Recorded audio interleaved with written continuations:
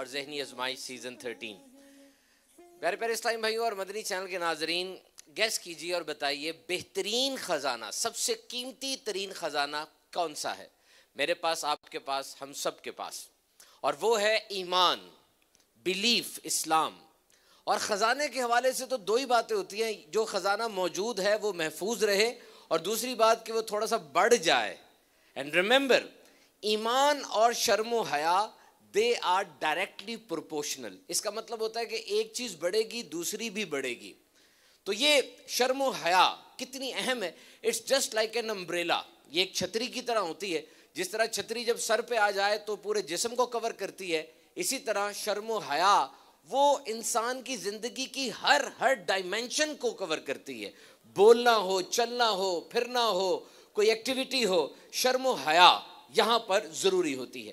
شرم و حیا کا اوریجنل کانسیپٹ کیا ہے، اس میں کنفیوز نہ ہو۔ دیکھیے، ایک ایسا بچہ جو تقریر نہیں کر پا رہا، گروپ پارٹیسپیشن نہیں کر پاتا، میزبان وہ کہتا ہے کہ جی بیٹا نعت سناؤ، اور وہ بچہ مہمان کے سامنے نعت نہیں سنا پاتا، کیمرے کے سامنے آنے سے گھبراتا ہے، تو وہ بچے کے بارے میں کہا جاتا ہے کہ یہ شرما رہا ہے، اسے شرم آ رہی ہے۔ دیکھیے یہاں پہ شرم کا لفظ یوز ہوا جبکہ اس بچے میں اعتماد کی کمی ہے۔ ہی از لیکنگ کانفیڈنس۔ شرم سے مراد یہ ہے کہ وہ کام جو اللہ اور اس کے مخلوق کے نزدیک ناپسندیدہ ہو، اس سے بچنے کو شرم کہا جاتا ہے۔ اور یاد رکھیے، اگر بچے میں اس طرح کی علامات زیادہ دیر تک رہیں تو اس کا چیک اپ کروائیں، وہ نفسیاتی مریض ہو سکتا ہے۔ کانفیڈنس، اعتماد، اس کی ٹریننگ دی جاتی ہے، لیکن شرم و حیا کی تو کوئی ٹریننگ نہیں ہوتی۔ یہ تو جب سے انسان دنیا میں آیا تبھی سے اس کی تربیت میں شامل ہو جاتا ہے۔ دیکھیے، ایک انسان کا جسم، ایک انسان کی زندگی اس کی سلطنت ہے، اس کی امپائر ہے، اور کوئی سلطنت ایسی نہیں ہوتی جس کا بارڈر نہ ہو۔ تو کیا آپ نے اپنی سلطنت کا، اپنی زندگی کا کوئی بارڈر بنایا؟ یاد رکھیے، دو چھوٹے الفاظ ہیں، یس اور نو۔ انسانی تاریخ میں سب سے چھوٹے لیکن سب سے اہم ترین الفاظ ہیں، اور ایک مسلمان اپنی زندگی کے بارڈرز کے یس اور نو کا تعین کس حساب سے کرے گا؟ شرم و حیا کے حوالے سے۔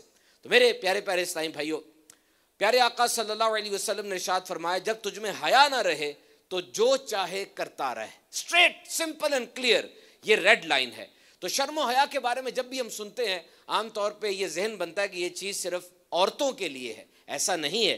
قرآن مجید میں آیا، مسلمان مردوں کو حکم دو اپنی نگاہیں کچھ نیچی رکھیں اور اپنی شرم گاہوں کی حفاظت کریں، یہ ان کے لیے بہت ستھرا ہے، بے شک اللہ کو ان کے کاموں کی خبر ہے۔ اور مرد کی ذمہ داری تو زیادہ ہے کہ اس کے تحت آنے والے تمام گھر والوں کی شرم و حیا کا تو وہی رکھوالا ہے۔ یاد رہے، مردوں کے اخلاق اور عادات بگڑنے سے معاشرے میں بگاڑ آتا ہے، اور عورتوں میں اگر یہ بیماری آ جائے تو نسلیں خراب ہو جاتی ہیں۔ حضرت عثمان غنی ذو النورین رضی اللہ تعالیٰ عنہ کے بارے میں آیا، فرمایا کہ آسمان کے فرشتے بھی ان سے حیا کرتے ہیں۔ تو پیارے پیارے اسلامی بھائیوں، کپڑوں کے تین مقاصد عام طور پہ بیان کیے جاتے ہیں۔ کپڑے جسم کو گرمی سردی سے بچاتے ہیں، آرائش و زیبائش کے لیے استعمال ہوتے ہیں، اور تن کو ڈھانپنے کے لیے استعمال ہوتے ہیں۔ تو کپڑے سارے کام کرتے چلے جائیں، اگر جسم ہی صحیح طرح سے نہ ڈھانپا جائے تو اس کا کیا فائدہ ہوا؟ تو یہ شرم و حیا انسان کے اندر بلٹ ان ہوتی ہے، وہ کس طرح نکھر کے سامنے آئے گی اگر ہم اسلامی تعلیمات پر عمل کریں گے۔